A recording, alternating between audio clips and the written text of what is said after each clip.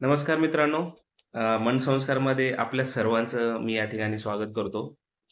आयुष्यामध्ये स्वीकार करणं, एक्सेप्टन्स ही एक अतिशय महत्त्वाची गोष्ट आहे.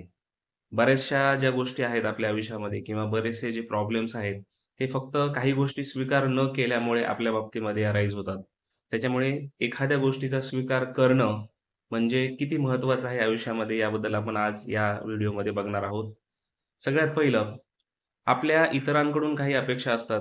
आपल्या स्वतःकडूनही काही अपेक्षा असतात आणि ज्यावेळेस मग आपल्या मनाविरुद्ध घटना घडतात, त्यावेळेस मग आपल्याला राग यायला लागतो. त्याला आपण अँगर असं म्हणू शकतो. अनडिझायर्ड गोष्टी जर आपल्या बाबतीत घडल्या, आपल्या मनासारख्या नाही झाल्या, तर त्याचं रूपांतर रागामध्ये होतं. पण जर आपण त्याला ॲक्सेप्ट केलं, की ठीक आहे, अनडिझायर्ड गोष्टी होऊ शकतात आयुष्यामध्ये. सगळं काही अगदी मला जसं पाहिजे तसंच होईल असं नाही. तर मग त्या अँगरचं रूपांतर हे ॲक्सेप्टन्समध्ये होतं, स्वीकारामध्ये होतं.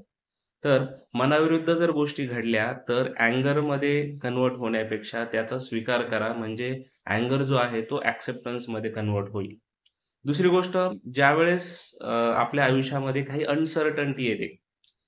सगळ्याच गोष्टी काही आपल्याला अगदी जशा आपण ठरवलेल्या आहेत किंवा जसं आपण प्लॅन केलेला आहे, तशाच होतील असं नाही. काही गोष्टी ह्या अनसर्टन असतात आणि त्या त्या पद्धतीने व्हायला लागतात. तर ज्यावेळेस अनसर्टन्टी आपण ॲक्सेप्ट करत नाही, त्यावेळेस त्याचं रूपांतर होतं फिअरमध्ये. आपल्याला भीती वाटायला लागते, की गोष्टी लाईफ ही किती अनसर्टन आहे, त्याचं आपल्याला भीती वाटायला लागते. पण ज्यावेळेस आपण ती जी अनसर्टन्टी आहे ती ॲक्सेप्ट करतो लाईफची, त्यावेळेस त्याचं रूपांतर हे ॲडव्हेंचरमध्ये होतं. तर मग फिअरमध्ये अनसर्टन्टीला रूपांतरित करायचं की ॲडव्हेंचरमध्ये करायचं हे आपल्या विचारांवर अवलंबून आहे. त्यावेळेस लाईफ ही अनसर्टन आहेच, पण मग ती भीत-भीत जगण्यापेक्षा त्या अनसर्टन्टीचा स्वीकार करा. म्हणजे त्या फिअरचं रूपांतर जे आहे ते ॲडव्हेंचरमध्ये होईल. तिसरी गोष्ट, आपल्या संपर्कात येणाऱ्या ज्या व्यक्ती आहेत किंवा आपले जे आजूबाजूचे जे लोक आहेत, ते काही सगळेच अगदी चांगल्या बिहेवियरचे असतील असं नाही. त्यांचे सगळ्यांचे स्वभाव काही असे चांगले असतील असं नाही. काही लोकांच्या स्वभावामुळे आपल्याला त्रासही होऊ शकतो. तर जर आपण त्यांचा जो त्या ज्या बॅड हॅबिट्स आहेत किंवा त्यांचा जो स्वभाव आहे, तो जर आपण स्वीकार नाही केला, तर आपल्या मनामध्ये त्यांच्याबद्दल तिरस्काराची भावना निर्माण होते. आपल्या मनात त्यांच्याबद्दल राग निर्माण होतो, तिरस्काराची भावना निर्माण होते. पण जर आपण ही गोष्ट ॲक्सेप्ट केली, की आपल्या भोवती असणारे सगळेच लोक आपल्याला जसं पाहिजे तसं वागतीलच असं नाही. त्यांच्या व्यक्तिमत्त्वामध्ये काही वाईट गुणधर्म आहेतच, काही बॅड हॅबिट्स आहेतच आणि जर आपण त्या स्वीकार केल्या, तर मग आपण तो जो आपला जो हेटर्ड आहे किंवा आपला जो तिरस्कार आहे, त्याचं रूपांतर आपण फॉरगिव्हनेसमध्ये करू शकतो. म्हणजे क्षमा करण्यामध्ये करू शकतो. तर फॉरगिव्हनेसमध्ये रूपांतर करणं म्हणजेच तो जो तिरस्काराची भावना आपल्या मनामध्ये निर्माण होतीये, त्याचा ॲक्सेप्टन्स करून त्या तिरस्काराला क्षमेमध्ये परावर्तित करणे, क्षमा करणे. क्षमा करणं हे मोठ्या माणसांचं लक्षण आहे असं आपण म्हणतो. त्यामुळे आपल्या आजूबाजूला जे लोक आहेत, त्यांच्या ज्या वाईट गोष्टी आहेत त्यांच्या स्वभावातल्या, त्या आपण त्याचा राग-राग करण्यापेक्षा किंवा त्याबद्दल तिरस्कार करण्यापेक्षा त्यांना जसं आहे तसं स्वीकारणं, म्हणजे त्यांना क्षमा करणं हे आपल्या शांतीसाठी आणि आपल्या रिलेशनशिप मेंटेन करण्यासाठी सुद्धा फार महत्त्वाचं असतं.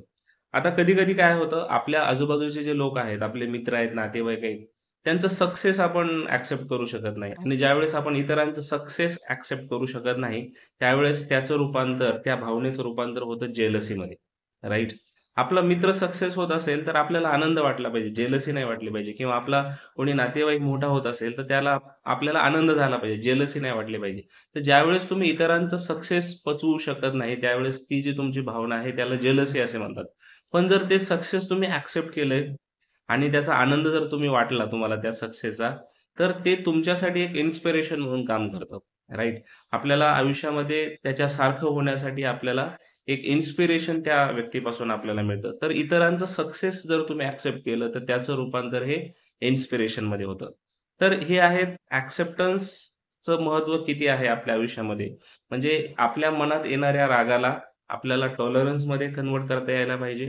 त्याच्यानंतर आपल्या मनात जी फिअर निर्माण होते त्याला आपल्याला ॲडव्हेंचरमध्ये रूपांतरित करता यायला पाहिजे. आपल्या मनात इतरांबद्दल जो तिरस्कार, राग निर्माण होतो त्याचं रूपांतर आपल्याला फॉरगिव्हनेसमध्ये करता यायला पाहिजे आणि आपल्या मनामध्ये इतरांबद्दल जी जेलसी निर्माण होते त्याचं रूपांतर आपल्याला इन्स्पिरेशनमध्ये करता यायला पाहिजे.